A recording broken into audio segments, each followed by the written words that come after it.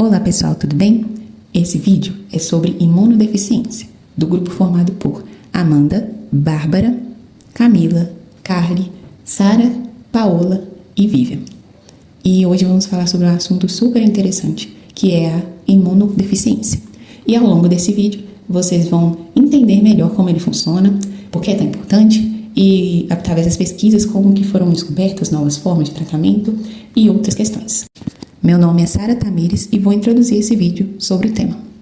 Então, o que é imunodeficiência? É o resultado da falha ou ausência de elementos do sistema imunológico, incluindo linfócitos, fagócitos e o sistema do complemento.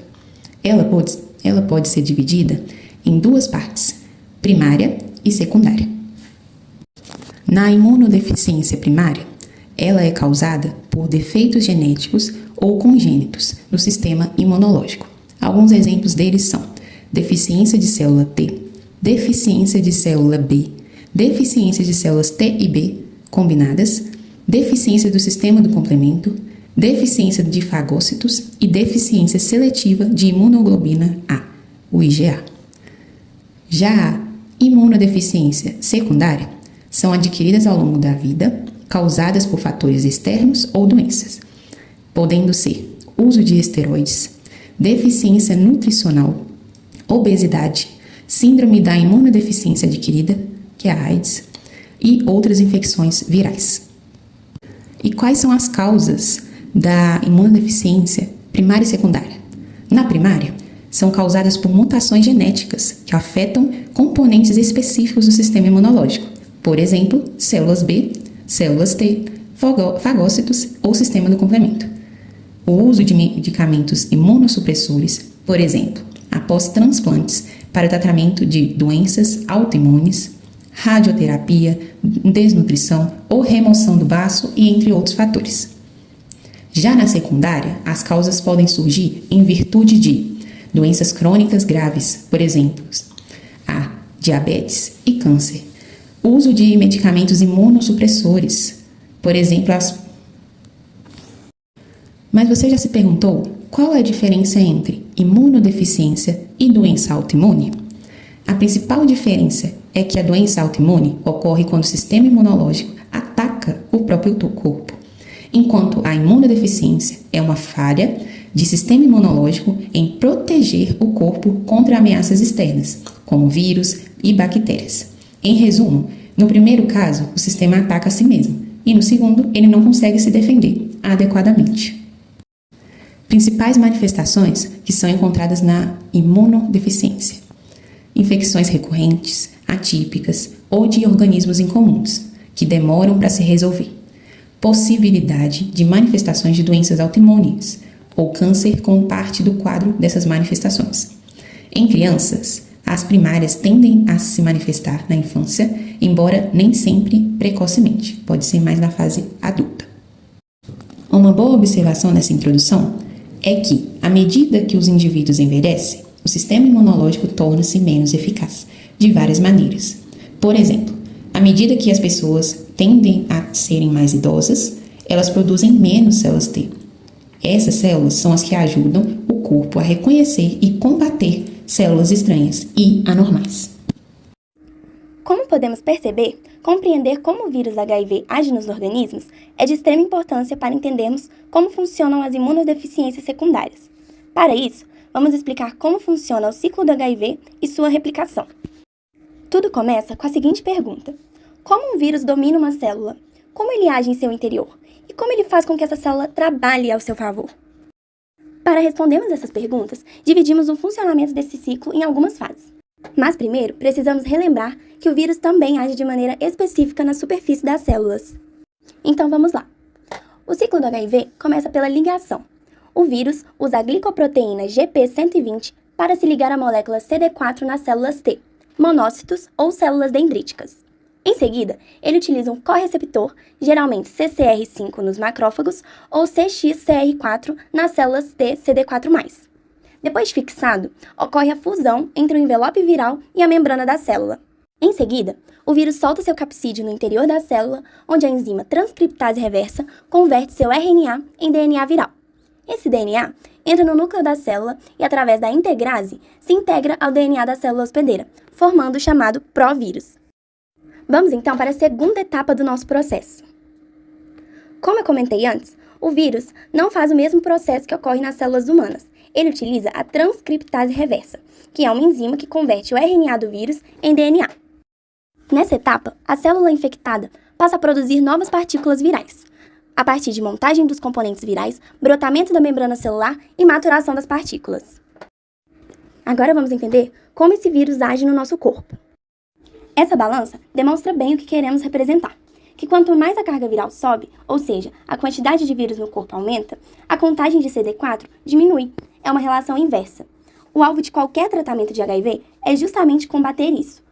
Então, o objetivo será sempre suprimir o vírus e aumentar a CD4. Nessa linha do tempo, podemos ver a evolução típica da infecção sem tratamento. Logo após a infecção, há um pico de carga viral. Essa carga alta causa queda da contagem de CD4. Em seguida, o sistema imune reage e reduz parcialmente o vírus. Mas ao longo do tempo, se não tratado, a carga viral sobe de novo. Quando a contagem de CD4 cai até níveis críticos, ou seja, menos de 200 células por milímetro cúbico, é neste momento que se caracteriza a AIDS. Mas a história não acaba por aí. Existem alguns tipos de remédio, os chamados antirretrovirais, que vão sabotar o ciclo de replicação do HIV. E aqui estão eles. Colocamos uma tabela para representar que a cada etapa do ciclo do vírus existe uma classe de remédio para atrapalhar os inibidores. Os inibidores de entrada bloqueiam a fechadura. Os de transcriptase reversa impedem aquela reescrita do código genético. Os de integrase não deixam o DNA do vírus aderir ao nosso, e os de protease impedem que os novos vírus fiquem prontos para sair. Quando há o uso desses medicamentos, é necessário monitorar o indivíduo. Para isso, monitoramos a carga viral e o objetivo é que ela se torne tão baixa que fique indetectável nos exames. E monitoramos a quantidade de CD4 com o objetivo de que ela seja alta e forte, mostrando um sistema imunológico recuperado. Em meio a grandes mudanças sociopolítico-culturais no início dos anos 80, como os anos finais da ditadura civil-militar, surge o primeiro caso confirmado de síndrome de imunodeficiência adquirida no Brasil, registrado no estado de São Paulo, e logo após, em 1983, a primeira morte confirmada em decorrência de complicações pela infecção. Estados Unidos, Haiti e África Central apresentam os primeiros casos da infecção definida em 1982. A partir de então, como reflexo do que estava acontecendo em outros países do mundo, a classe política conservadora, apoiada pela Igreja, iniciou uma perseguição a pessoas LGBTQIA+, indicando a comunidade, além de trabalhadores do sexo e usuários de drogas, como responsável pelas transmissões e que a doença se trataria de uma punição divina para os seus supostos desvios de conduta. O câncer gay, a peste gay, foram algumas das denominações criadas antes da identificação do vírus HIV e a classificação da doença AIDS. A partir de então, o movimento LGBTQIA+, brasileiro, em consonância com as movimentações que a comunidade já estabelecia nos Estados Unidos, iniciaram mais uma luta, desta vez com a pauta do combate ao preconceito e segregação sofridos pelos portadores do vírus, principalmente porque isso se dava majoritariamente por uma pauta conservadora maior, a higienização social contra a comunidade. O Grupo de Apoio e Prevenção à AIDS, a GAPA, e o Grupo Pela Vida foram dois dos principais articuladores de políticas a nível estadual durante os anos 80 e início da década de 90. Destaca-se a atuação do movimento das travestis, setor historicamente marginalizado, como no caso do Palácio das Princesas, um espaço de acolhimento liderado por Brenda Lee, e também pela fundação da Associação de Travestis e Liberados, Astral, por Keila Simpson, e mais tarde presidida por Giovanna Baby, até a sua atual consolidação como Associação Nacional de Travestis e Transsexuais, a ANTRA, que segue na luta pela saúde e qualidade de vida da população trans e travesti. Em 1985, o teste para o HIV foi desenvolvido e o Estado de São Paulo começa a instituir estratégias de combate e prevenção, sendo assim o primeiro do país a institucionalizar a pauta no âmbito da saúde pública, e em 1988 o Ministério da Saúde implementa o Programa Nacional de Doenças Sexualmente Transmissíveis, hoje ISTs. No mesmo ano, o dia 1º de dezembro passou a ser considerado o Dia Mundial de Luta contra a AIDS na Assembleia Mundial de Saúde. Contudo, apesar dos avanços, as entidades de defesa dos direitos humanos continuavam a travar embates com o governo que persistia em propagar campanhas de cunho depreciativo aos portadores do vírus. Materiais com títulos "Eu tenho AIDS e vou morrer" e "Se você não se cuidar, a AIDS vai te pegar" eram comuns em produtos do Ministério da Saúde. Em 1996, um tratamento à base de um coquetel de medicamentos que tinha como objetivo desenfrear a infecção e prolongar a vida dos infectados surge e o governo brasileiro, por meio das mobilizações sociais, o disponibiliza de forma gratuita no país. Atualmente, 96% das pessoas que vivem com HIV no Brasil estão cientes de seu diagnóstico. 82% das pessoas que sabem que vivem com HIV estão em tratamento antirretroviral. E 95% das pessoas em tratamento estão com a carga viral suprimida. Esses resultados estão ligados às políticas públicas e à força dos movimentos sociais na luta contínua por seus direitos.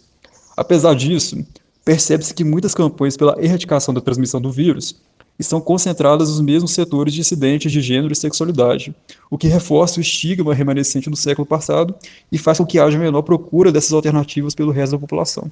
Entre essas alternativas, destaca-se a profilaxia pré-exposição, a PrEP, que é um recurso medicamentoso para prevenir a infecção pelo HIV. Consiste basicamente em uma combinação de remédios que bloqueiam o vírus diante de um episódio de exposição, como a relação sexual sem preservativo, impedindo assim o contágio. São utilizadas pílulas ingeridas por via oral ou medicamento injetável, chamado cabotegravir. Essa última opção, embora já tenha sido aprovada pela Agência Nacional da Vigilância Sanitária, Anvisa, ainda não é ofertada pelo Sistema Único de Saúde, o SUS. A forma oral da PrEP conta com 2 medicamentos antirretrovirais chamados tenofovir e antricitabina em único comprimido. Esses compostos são inibidores da enzima transcriptase reversa. O cabotegravir, a versão injetável, por sua vez, impede a inserção do DNA viral do HIV no DNA humano, o que também evita a replicação e a sua capacidade de infectar novas células. Embora a PrEP proteja contra o HIV durante relações sexuais sem preservativo, ou em caso de falha do preservativo, ela não protege contra outras infecções sexualmente transmissíveis, e deve ser usada com preservativo sempre que possível. Outro sim, há também a PEP-HIV, ou profilaxia pós-exposição ao vírus HIV, que corresponde a uma combinação de medicamentos antirretrovirais capaz de inibir a multiplicação do vírus e a sua entrada nas células, devendo ser usado apenas com orientação médica. O tratamento tem a duração de 28 dias e é disponibilizado gratuitamente pelo SUS. Apesar dos progressos significativos na resposta ao HIV em 2024, o enfraquecimento do consenso sobre o financiamento e os déficits significativos e abruptos nos recursos de resposta ao HIV em 2025 provocaram perturbações generalizadas nos sistemas de saúde e cortes dos profissionais de saúde na linha de frente, interrompendo os programas de prevenção do vírus e comprometendo os serviços de tratamento. Só em Moçambique, mais de 30 mil profissionais da saúde foram afetados e afetadas. Na Nigéria, o início da PrEP caiu de 40 mil para 6 mil pessoas por mês. Se os serviços de tratamento e prevenção do HIV, apoiados pelos Estados Unidos, entrarem em colapso total, o UNAIDS, o Programa Conjunto das Nações Unidas sobre HIV/AIDS, estima que poderão ocorrer 6 milhões de novas infecções pelo vírus e 4 milhões de mortes relacionadas à AIDS, além das previstas entre 2025 e 2029. Em 2024, 630 mil pessoas morreram de causas relacionadas à AIDS. 61% delas na África subsaariana. Mais de 210 mil adolescentes e mulheres jovens de 15 a 24 anos tiveram infecção por HIV, uma média de 570 novas infecções por dia. Os serviços de prevenção estão gravemente comprometidos e os serviços comunitários, que são essenciais para alcançar as populações marginalizadas, estão sendo desfinanciados a um ritmo alarmante. No início de 2025, mais de 60% das organizações de resposta ao vírus, lideradas por mulheres soropositivas, tinham perdido financiamento ou foram obrigadas a suspender os serviços. O relatório global sobre AIDS 2025 conclui com um apelo urgente. A resposta global à infecção não pode depender apenas de recursos nacionais. A comunidade internacional deve se unir para preencher retirada de financiamento, apoiar os países a eliminar as lacunas remanescentes no serviço de prevenção e tratamento, remover as barreiras legais e sociais e empoderar as comunidades para liderar o caminho a seguir. Bom, agora vamos explorar um universo que é invisível aos nossos olhos, mas que existe dentro de cada um de nós. Pensa em um campo de batalha microscópio, que no final das contas define a força das nossas defesas. Pois é, vamos entender, então, essa relação fascinante entre o microbioma e o sistema imunológico. Para pensar num segundo. A gente realmente está sozinho? Nunca. Dentro do nosso corpo existe uma comunidade gigantesca, quase uma civilização de micro-organismos. A grande questão é, elas são amigos ou inimigos? A resposta é que elas são, na verdade, aliados, e dos mais importantes. É como se a gente estivesse descobrindo um exército secreto que trabalha o tempo todo pela nossa saúde. Trilhões, é isso mesmo. Não são milhões nem bilhões, mas trilhões de micro-organismos. Esse número supera o das nossas próprias células. É uma população inteira que o corpo humano chama de lar. E o que é essa comunidade, afinal? É o que a ciência chama de microbioma, uma combinação extremamente complexa de bactérias, vírus, fungos que vivem, em sua maioria, no intestino. Elas não são invasora, mas sim resistente, que evoluíram junto conosco, participando ativamente da manutenção da saúde. O microbioma, ele atua então como um regulador do sistema imune.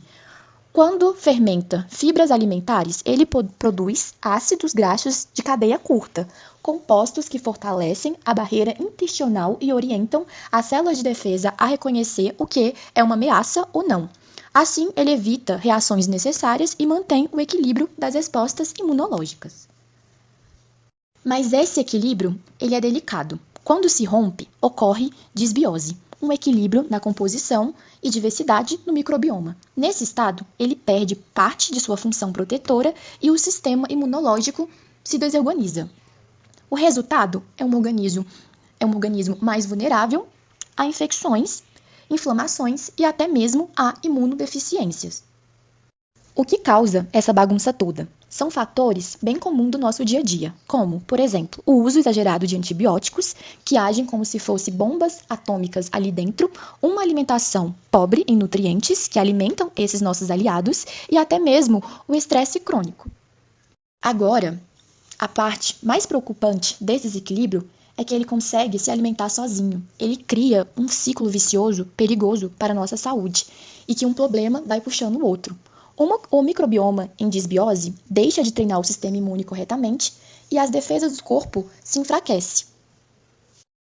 Um sistema imunológico debilitado, por sua vez, perde o controle sobre o ambiente intestinal, permitindo o crescimento de microbiomas ruins. É um ciclo. O microbioma afeta a imunidade e a imunidade afeta o microbioma. Um vai puxando o outro para baixo. E esse ciclo ele precisa ser quebrado. Como pode ser restaurado, então? O equilíbrio do microbioma pode ser recuperado por meio de estratégias que estimulam a recomposição das comunidades benéficas, entre elas o consumo de probióticos, que fortalece o sistema, e de pré-bióticos, que servem de alimento para esses micro-organismos. Além disso, uma alimentação equilibrada e o uso racional de antibióticos, que são essenciais para restabelecer esse sistema e reforçar as defesas do organismo. Então, em síntese, o microbioma e o sistema imunológico formam uma rede integrada, em que um depende do outro. Cuidar do microbioma é cuidar do sistema imune, eles são inseparáveis. E no final, tudo isso nos leva a uma reflexão final. Sabendo que essa comunidade imensa de aliados depende tanto das nossas escolhas do dia a dia, fica a pergunta: como é que a gente vai cuidar melhor delas? A resposta pode ser a chave para a imunidade mais forte e uma vida mais saudável. Bom, agora eu vou explicar sobre 2 casos da medicina que inovaram a forma como a imunodeficiência é vista pelo mundo. O primeiro caso fala sobre a família Odoni, mais especificamente sobre o filho deles, Lorenzo Odoni. O Lorenzo nasceu em 1978 como uma criança saudável, nunca apresentou nenhum tipo de sintoma até os 5 anos, onde começou a ter a perda da coordenação, da fala e da audição, sendo esses diagnósticos muito graves e que começaram a piorar com muita rapidez. A família então teve acesso ao seu diagnóstico. O Lorenzo tinha adrenoleucodistrofia ligada ao X. Doença essa que causa um acúmulo tóxico de certos ácidos graxos no corpo, que destrói a mielina do sistema nervoso. E pior, também afeta o sistema imunológico, porque a insuficiência adrenal associada a essa doença prejudica a resposta do corpo às infecções. Naquela época, nos anos 80, não existia tratamento eficaz. Então os pais dele, Augusto e Michela, decidiram estudar por conta própria, ler artigos científicos, questionar pesquisadores do mundo inteiro, tudo em busca de uma cura para o próprio filho. Os dois então começaram a batalhar contra o tempo, já que a doença estava piorando significativamente de acordo com o tempo. Eles logo conseguiram descobrir como tratar e combater os ácidos graxos do corpo, criando então uma mistura que mais tarde deu origem até um filme, chamado Óleo de Lorenzo. Essa terapia buscava reduzir o sucesso dos níveis dos ácidos graxos no sangue. A adrenoleucodistrofia é uma doença que causa um grave acúmulo de ácidos no corpo, ou seja, a solução seria conseguir criar algo que conseguisse combater e eliminar esse acúmulo. Então, a mistura de 2 tipos de ácido oleico e ácido hirúrico, foi a solução para que conseguisse fazer com que o acúmulo fosse dissolvido. Com o diagnóstico, o Lorenzo recebeu a expectativa de viver mais 2 ou 5 anos, mas graças a essa terapia, ele conseguiu chegar aos 30 anos, com algumas sequências da doença, mas ainda assim saudável. Bom, esse segundo caso foi descrito em 1952 pelo médico Bruton e é considerado um dos pontapés iniciais para uma terapia que até hoje em dia é muito utilizada para várias pessoas.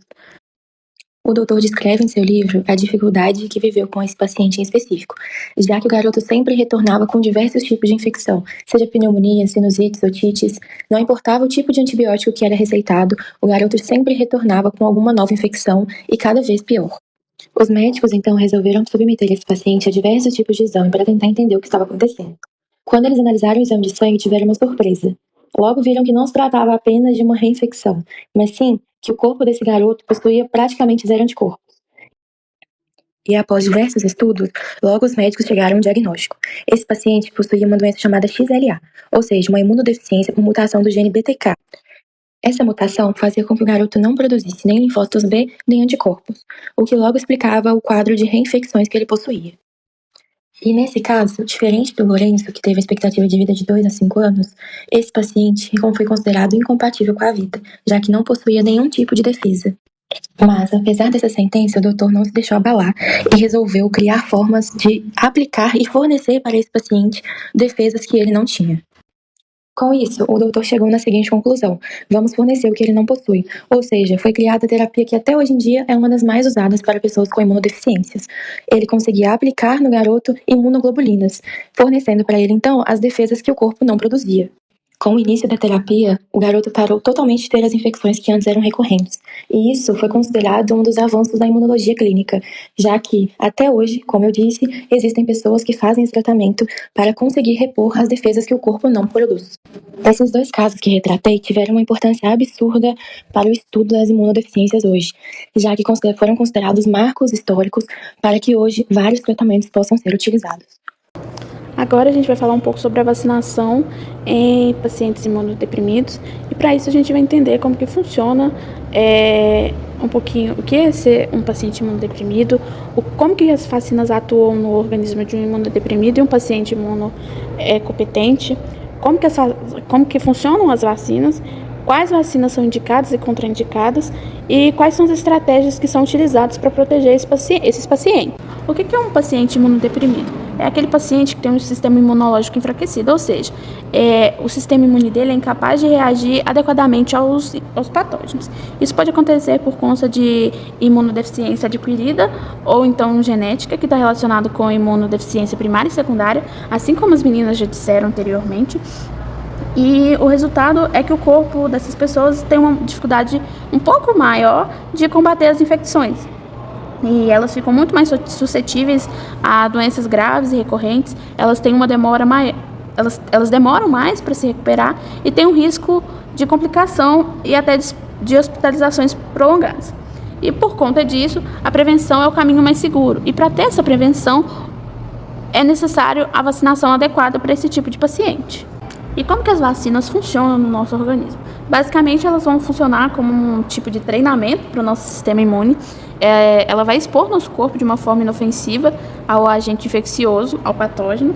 Isso vai fazer com que o nosso organismo aprenda a reconhecer e combater o micro-organismo verdadeiro no futuro, ou seja, quando a gente realmente for infectado. Então, é assim que as vacinas funcionam.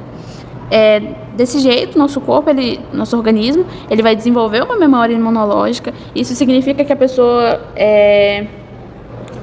quando a pessoa tiver o contato com o vírus ou a bactéria, o sistema imune ele vai reagir um pouco mais rápido e ele vai impedir que a doença se desenvolva e que ela seja, de certa forma, mais forte. Ou seja, nosso sistema imune vai ser muito eficaz do que se você não tivesse vacinado.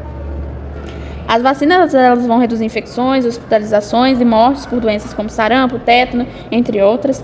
E elas são responsáveis pela imunidade coletiva. O que é isso? É quando uma grande parte da população está protegida. O vírus ele vai ter uma dificuldade de circular e a gente vai proteger indiretamente quem não pode ser vacinado, que é o caso dos imunodeprimidos. E não é que ele não possa ser vacinado, ele precisa de um cuidado, uma atenção maior ao ser vacinado. Agora eu vou falar um pouquinho sobre a diferença entre os pacientes imunocompetentes e os imunodeprimidos. As pessoas consideradas como imunocompetentes são os pacientes que têm um sistema imunológico normal. As vacinas elas vão funcionar perfeitamente, o corpo ele consegue produzir uma resposta imune forte, desenvolvendo bastante anticorpo, a proteção costuma durar muitos anos. Só que nos pacientes imunodeprimidos, o sistema de defesa está um pouco enfraquecido. E isso faz com que a resposta imune à vacina seja menor. Então, o nosso organismo ele vai produzir menos anticorpos e a imunidade pode durar menos tempo. Existem algumas vacinas, especialmente, que são as de vírus atenuados, elas são perigosas para esses pacientes, então elas devem ser evitadas. E um exemplo disso são as vacinas como o BCG, a tríplice viral, que ela relaciona o sarampo, a cachumba e a rubéola, a vacina de varicela, febre amarela, elas são, como eu já disse, elas possuem vírus atenuados e elas podem causar infecções reais em pessoas com imunidade comprometida. Então, por isso, nesses casos de pacientes imunodeprimidos, é necessário que sejam utilizadas vacinas inativadas ou recombinantes. E elas, que é isso? Elas não possuem o vírus vivo e são mais seguras. Em alguns casos desses pacientes, eles precisam de alguns reforços extras e de um acompanhamento médico mais eficaz, mais recorrente. Por isso, existem vacinas contraindicadas e indicadas.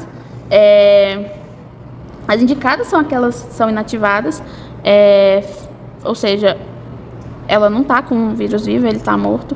Alguns exemplos são a vacina da gripe, as vacinas de hepatite A e B, HPV, pneumocócica, meningocócica, de Covid-19, que é uma vacina recombinante, vacina de difteria, tétano e coqueluche, ADTP, poliomielite. Já algumas vacinas com os vírus atenuados são contraindicadas, e uns exemplos delas são BCG, tríplice viral, varicela, zoster vivo, febre amarela, rotavírus, poliomielite, que é aquela de gotinha, que era de gotinha e hoje em dia é injetável. Essas vacinas, elas só podem ser tomadas por pacientes imunodeprimidos com autorização médica, e só em casos de imunossupressão leve. E é importante lembrar que cada paciente imunodeprimido, ele tem um calendário vacinal individual, ou seja, não é aquele calendário vacinal que a maioria da população brasileira tem pelo SUS, onde tem épocas de vacinação e reforço, mas sim esses pacientes possuem um próprio, só para ele, adequado para a saúde dele, para que ele possa tomar mais ou menos reforços durante a vida, ou então ele não possa tomar algumas. Diante desse tanto desafio, existem algumas estratégias para contornar. Por exemplo, quando a resposta imune é fraca, então vai ter doses adicionais para cada caso. Vai ter também a estratégia de Cochrane, que é o casulo, que basicamente é as pessoas que estão perto daquele imunodeprimido, são os familiares, cuidadores, profissionais de saúde, amigos, eles devem estar totalmente vacinados, e isso vai fazer com que vai ter menos chance do vírus ficar circulante e o paciente fica indiretamente mais protegido. Também planejamento junto com o médico, isso vai estar relacionado com o plano de calendário vacinal individual. E por fim, mas acho que mais importante, a educação em saúde, fazendo com que as pessoas fiquem mais sensibilizadas e conscientizadas como que funciona a proteção coletiva e principalmente a proteção desses pacientes imunodeprimidos. Eu sou a Vivian e eu vou falar sobre os avanços da ciência moderna com o uso do vírus HIV, que antes era sinônimo de morte, como uma ferramenta para curar crianças com a doença genética chamada imunodeficiência combinada grave, ou CID. A imunodeficiência combinada grave é uma doença genética rara em que o sistema imunológico nasce praticamente sem defesa. Ela afeta tanto a imunidade celular, linfócitos T, quanto a humoral, linfócitos B, impedindo o corpo de combater infecções comuns. Em muitos casos, os linfócitos T estão ausentes ou não funcionam como deveriam, o que também compromete os linfócitos B, pois eles dependem de ajuda dos linfócitos T para produzir anticorpos. O problema ocorre por mutações em genes que controlam o desenvolvimento e a sinalização das células imunológicas. Essas mutações impedem a formação do receptor do antígeno ou a comunicação entre as células do sistema imune. Assim, o timo não consegue maturar linfócitos T funcionais e a medula óssea não gera linfócitos B competentes. O resultado é a ausência da resposta imunológica adaptativa e a falha na memória imunológica. Isso deixa o organismo totalmente vulnerável a vírus, bactérias, fungos e parasitas desde os primeiros meses de vida. Essa doença ficou conhecida pelo caso do David Vetter, o famoso menino da bolha. David nasceu em 1971, nos Estados Unidos, com uma forma grave de imunodeficiência combinada ligada ao cromossomo X, conhecido como CIDX1. Desde antes do seu nascimento, os médicos já sabiam que havia um alto risco dele ter a doença, porque seus pais haviam perdido outro filho recém-nascido com o mesmo problema. Como a CIDX1 impede o desenvolvimento do sistema imunológico, ou seja, o corpo não produz linfócitos T e B funcionais, David não tinha nenhuma defesa imunológica.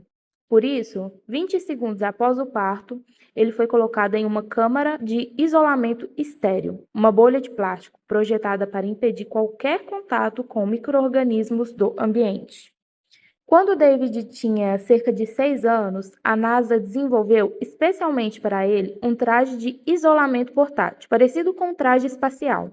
Esse traje permitia que ele saísse da bolha por curtos períodos, mantendo o ambiente interno totalmente estéril.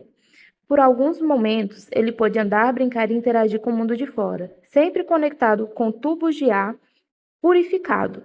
Durante a infância, os médicos tentaram encontrar um tratamento definitivo e em 1984, com 12 anos, David recebeu um transplante de medula óssea da sua irmã Catarina, que era parcialmente compatível. Naquela época, o teste para HIV não existia e a amostra de medula usada estava contaminada com o vírus. Poucos meses depois, David contraiu AIDS por causa do transplante e faleceu. A morte de David foi um choque mundial, mas seu caso mudou o rumo da imunologia e da genética médica. A partir de então, cientistas passaram a estudar intensamente as causas genéticas da CID, o que levou décadas depois à criação de terapias gênicas modernas, incluindo a que usa o HIV modificado para corrigir o gene defeituoso. Agora, irei explicar como funciona essa nova técnica de tratamento da imunodeficiência combinada grave ligada ao cromossomo X. Essa terapia gênica é feita a partir de vetores derivados do vírus HIV-1, o mesmo vírus causador da AIDS, mas ele é totalmente modificado em laboratório para não causar infecção. Os cientistas retiram todas as partes do vírus responsável pela replicação e pela doença, e mantém apenas a estrutura que ele usa para entrar nas células humanas. Depois, eles colocam dentro desse vetor uma cópia saudável do gene IL2RG, que é o gene defeituoso nos pacientes com CIDX1. Esse vetor, derivado do HIV, é usado como um veículo seguro, capaz de transportar o gene corrigido até o interior das células-tronco hematopoéticas do próprio paciente, coletadas da medula óssea. No laboratório, essas células são geneticamente modificadas para receber o gene funcional. Antes de devolvê-las ao paciente, é aplicado um medicamento chamado busulfano, em baixa dose, que serve para preparar a medula óssea, abrindo um espaço para que as células corrigidas possam se fixar. Depois disso, as células modificadas são reinfundidas na corrente sanguínea e elas voltam para a medula óssea e começam a repovoá-la, ou seja, a produzir novas células de defesas normais e funcionais. Com o tempo, essas células formam um sistema imunológico saudável, capaz de proteger o paciente de infecções graves. Outro avanço foi na criação da vacina personalizada para tratar imunodeficiências. Pesquisadores comprovaram a imunogenicidade de uma terapia personalizada com células dendríticas derivadas de monócitos em pacientes infectados pelo HIV-1 em uso de antirretrovirais suprimentos. O objetivo principal é estimular o sistema imune do próprio paciente, usando células dendríticas carregadas com peptídeos autologos do vírus, para aumentar respostas específicas de células T contra o HIV e potencializar a redução do reservatório viral. Os monócitos dos pacientes foram diferenciados em células dendríticas usando IFN-alfa e GM-CSF, carregadas com peptídeos autologos do HIV-1 GAG, selecionados com base no perfil HLA individual e administradas em 3 doses a cada 15 dias. Como foi feito o procedimento? Os pesquisadores retiraram um pequeno volume do sangue do voluntário e isolaram células de defesa chamadas monócitos.